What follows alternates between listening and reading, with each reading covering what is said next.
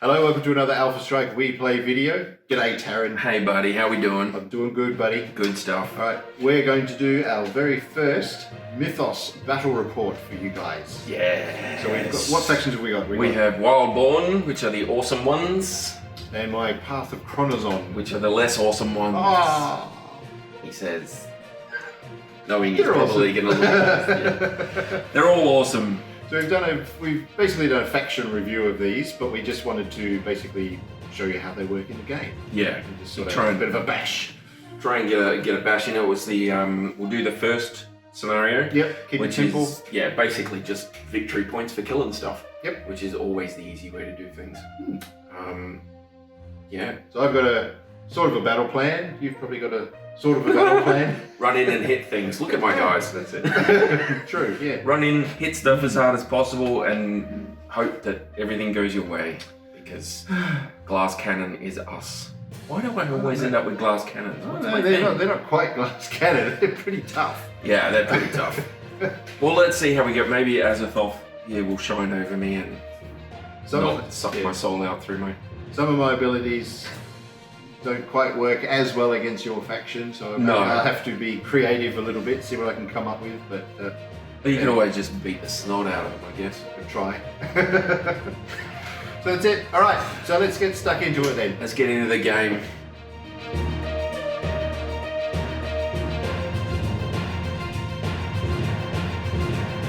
So we've set up the table and we're getting ready. Oh, he's limbering up. Limber We're in up. a bit of trouble here.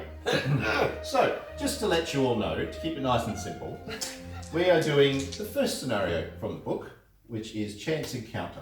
So, very straightforward. There's no objectives to hold or anything like that. It's basically kill the other guy. Yep. You get a victory point for each enemy model defeated. Yep. You also get one victory point for first blood. So the first first model kill. goes down. Yep. And you get one victory point for killing the enemy leader. Okay. Now, I have Lydia Heron, who can also be a leader if Chester goes down. So Tarron could potentially get 2 points out of you. And I've got Mercy, which is the same thing. Okay, that's all right then. Yeah. And it's 6 turns, right? 6 turns, yes So sir. we got our little turn marker there. Yep. So it's played on a 3x3, which we've set up here. Normally what happens for deployment, both players roll 2d6. Pick a side. Yeah, pick a side. So the winner, so the player who, so each player rolls 2d6 with the winner deciding whether to deploy first or second. But So we've already got our sides, but let's Pick our just sides, see so- who's going to deploy. I rolled 10. So did I. Ow. This is a good one. 8. I rolled 8. Good lord. Stop that. We'll be here forever. 4. 3. Right. Cop that. First or second, buddy? Well, I think you should deploy first, I think. Okay, it's within 3 of this edge, is it? So we'll go through it. So the turn sequence is... Well, deployment first. Yeah, so the next player then deploys. So you deploy all of them and it's within 6. Yes. Within 6. Yes. Okay. So within 6 inches of there. And we're going to go with Madrigal. We want Mercy and Dorothy. Cernos. The Mighty. The Mighty, yes. Let's change his name to The Mighty. The Terrifying, actually. And Lauren, Who's also terrifying. who is also pretty damn terrifying. Alright, I'm set up, Big bud. mouth and a chest. Scary. It's freaky, isn't it? Okay. Alright, well let's put Chester down because he's got to get stuff sorted. And we'll have Jane and Edward Carter near him. Because they like him, I guess. Lydia here. Yeah. Yeah. And we'll get Elizabeth and John Talbot. Dynamic duos they are. And I've got my Spawn of Chronozon. No, I don't. He's interesting. So last game I had him running around by himself and you ended up gobbling him up. So I'm not sure if I want to do that this time. Took me 3 people to gobble him up, so you know, you feel free to do what you need to, buddy. Feels difficult. But this will be our first official game, so Let's see how it goes. Ignores difficult terrain. Well, if he ignores difficult terrain, which is kind of cool, I'm going to just put him over here a bit and see what happens. See what happens. All right. So there we go. So we have both deployed. Just get my little book. So the turn sequence is as such. The start phase, which is split into 3. First one is initiative. So players each roll 2d6. 5. 6. So the player with the highest result has initiative and decides who will activate the first character. It's going to be you. It is going to be you. Of course it is. So, I have 2 actions. Everybody gets 2 actions except the leaders. All the leaders have an ability that lets them get an extra 1. It's alright, we're not moving yet, we're still doing the... Oh, we're still doing our thing, right? Yep. So after the first turn, which we'll get to later, you basically... There's some other things, but we'll go with that. So you re-roll ties, you don't have a tie. So the next one is madness rolls. So in initiative order... Oh, you've got to do your thing. Yeah, players roll on the madness table for any of their characters that have reached or surpassed their madness threshold, applying the results immediately. Now, we've only just started, so that's not going to happen. However, this is what we were talking about before. Yeah, you should all be flipped, shouldn't you? Yes, so this is Chester Berryman, all right, for those of you who haven't watched the video where we sort of talked about the faction. So he's their leader. Now he's got this little thing which is fragility of possession. Empty vessel. It's one of those anyway. Yeah. Empty vessel. So when he's placed on the board for the first time, which is what's happened, everybody else flips. It's basically it's all time and space is warped and he's connected to them and things like that. They're all trying to draw from his power. He doesn't like sharing it and all that sort of thing. So, yeah, they all wig out. Yeah. So I have to turn everyone over. Because at the start of the round I have people who are flipped, if they're on their altered side, I have to test on this table. So Tarron's got the table there, so I'm just going to go along. So let's start with Lydia. It's alright, you can... Oh, I can read them out? Yeah, okay. that's alright. So for Lydia I roll a 4. That's not... Incapacitated. Suffers the paralyzed condition and forfeits its remaining AP disactivation if it's the active character. That's the blue hand. Oh yeah, Great. blue hand. There she is. That's great, because I kind of needed that. Jane Carter. A 3. A 3? Wow. Screaming terror. Suffers hallucinations of tiny biting and stinging creatures covering their body.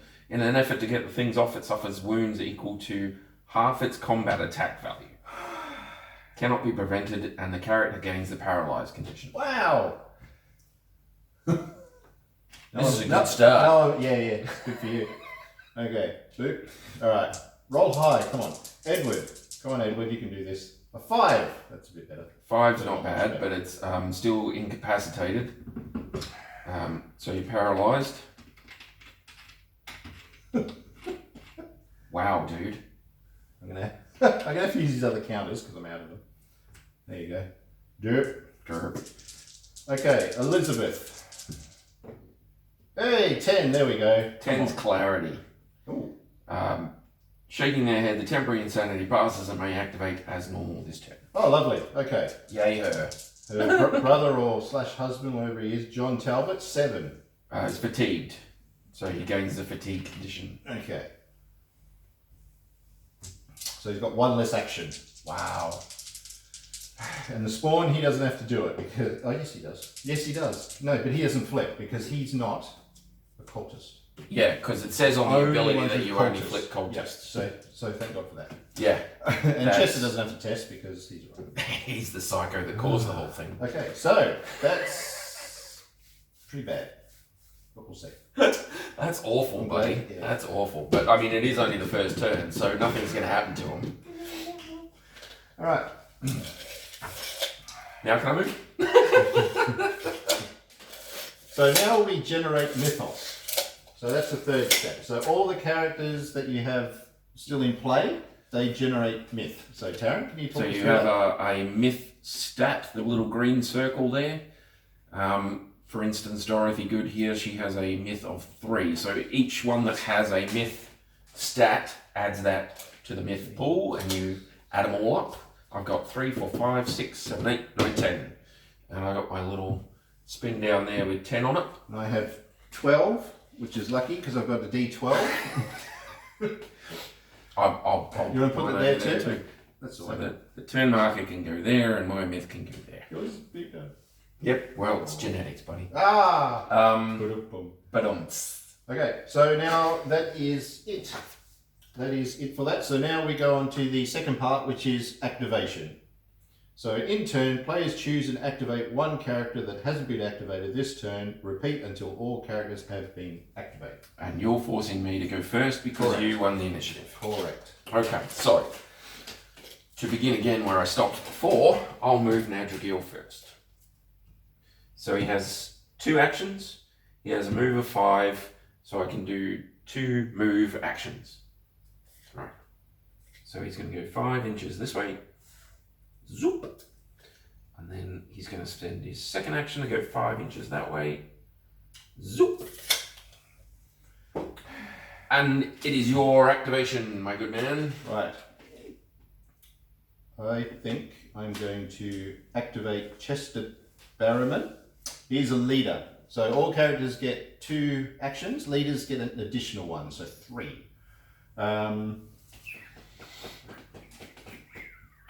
I am going to spend an action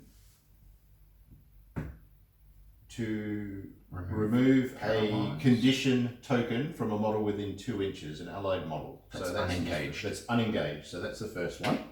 Okay. And then you can... See how many other people I can help. I was going to say, I assume you can do that multiple times. Yes. So that's another one. Alrighty. So that's good. He's got 1 left. Nothing's close enough to attack with. And nothing's close enough to do your thing too. Can't So you help might want to anyone move in else, front of so- the others to get rid of their power lines. Well, I can't. If I move, then that's Yeah. that's that. So he might push forward. So I can kill Yeah. him. No, not to kill him. No, but he will move forward. Smash. I think he'll do possession first, which is a myth. So I will spend 1 myth off the pool. And this model may spend 1 action point to grant vigor to a friendly model within 8 inches. So we might do it on That one there. I wouldn't do it to her if I were you. What's that? She's paralysed. Yeah. Not for long. Okay. Just checking. Yeah.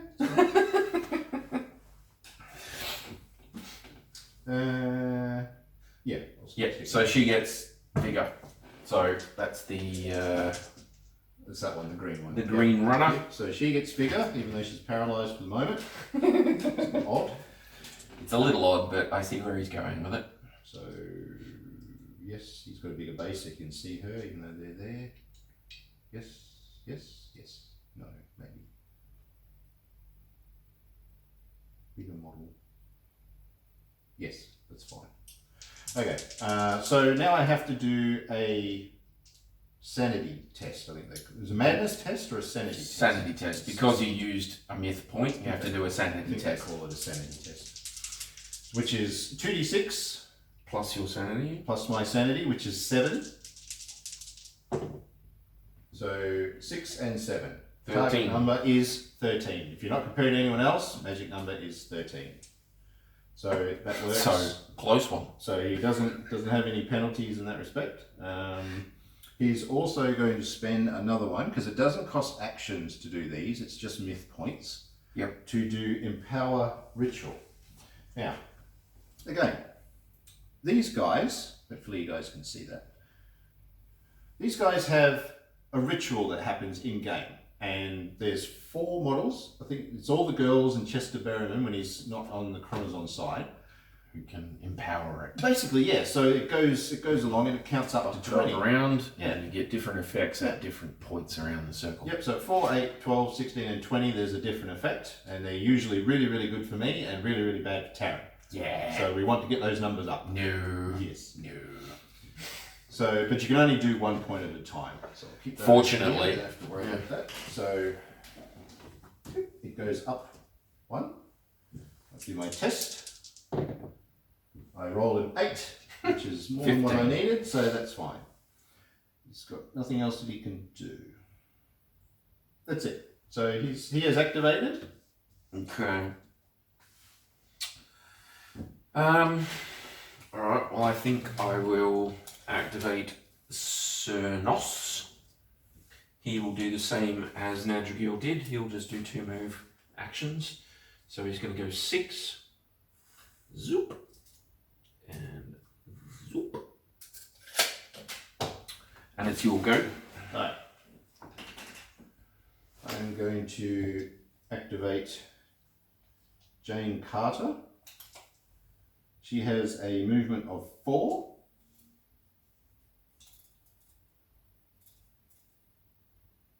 She can't charge. No. Scratch that. I'm going to activate Elizabeth Talbot instead. Yep. So she is going to move to there.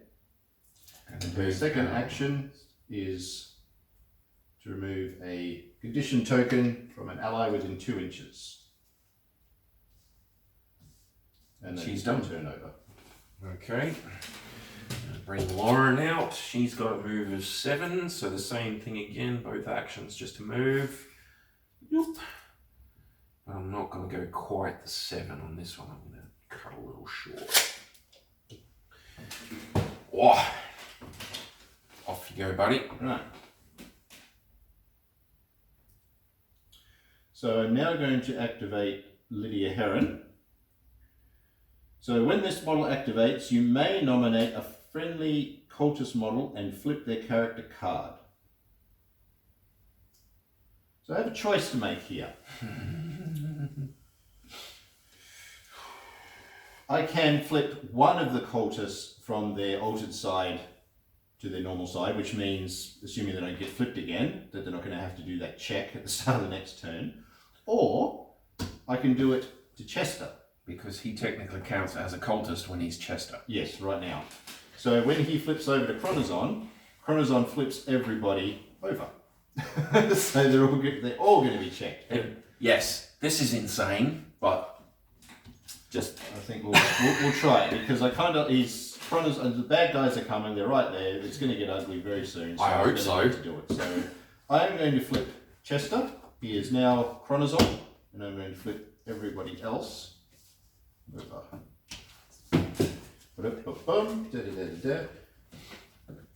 Find the ace. Find the ace. That's what it is. where's the P? Where is it? All right. So she still has 2 more actions. No, she's got 3 in fact. So the first thing she'll do is get rid of fatigue off, who's that? John? Yeah, because does that ability doesn't count as an action? No, she just does it. Yeah. Okay. Right, let's see what else. She will do Empower Ritual. Those numbers up. Aiming for initiative bonus there, buddy. Was it 10 I was on or 9?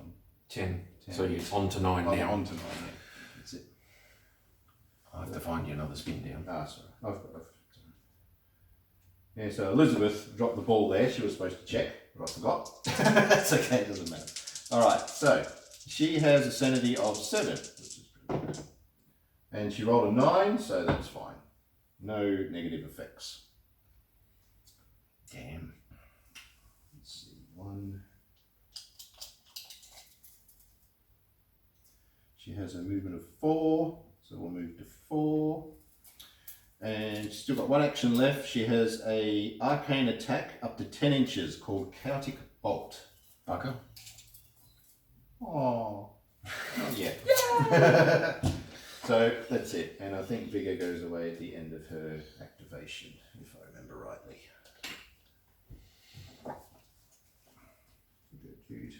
Okay, Mercy is going to shift up. She's got a move of 5 as well, so 1 action and 2 actions. Your go. Okay. No one's close enough yet. Okay, now I'll activate Jane. She will go 4 to here.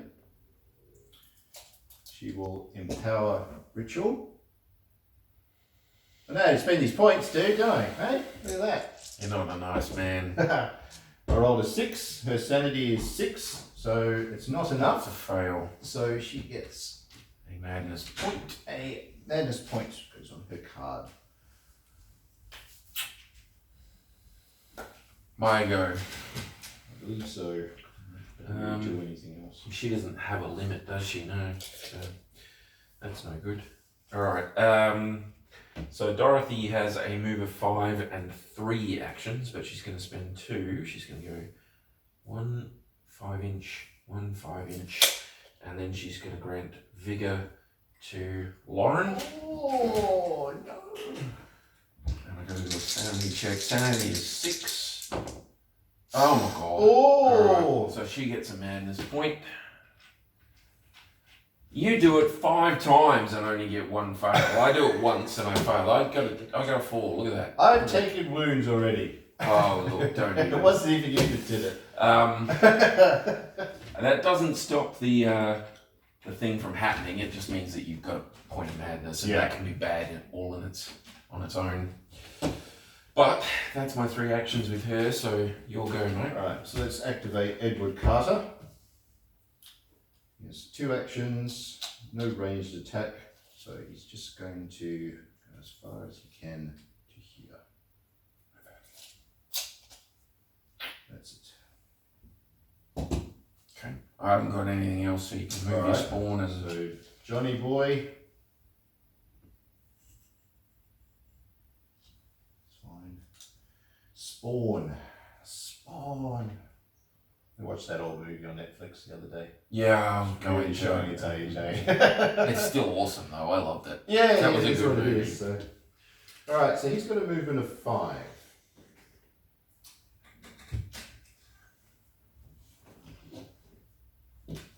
Way too much stuff coming at me. But I'm going to. So he ignores difficult terrain when moving. So I'm going to. What's your charge? She's got a charge of 9. So move and still probably get a charge.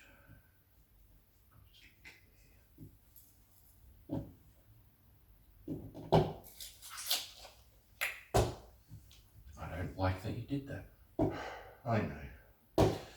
Oh well, that's okay. So everything has activated. Yep. So we now go to finding my little book here. Now go to the end phase. So we generate victory points. So we haven't really met any of the victory points yet because it's all taken out of the models, so that's fine. Yep. If there's no clear winner, resolve and remove any end of turn effects and proceed to the next phase. So no one's got any conditions that need to be removed or have expired or anything like that. Nope. So now we just start another turn. So Tarron, we fix go that on for to us. Thank you. Turn 2.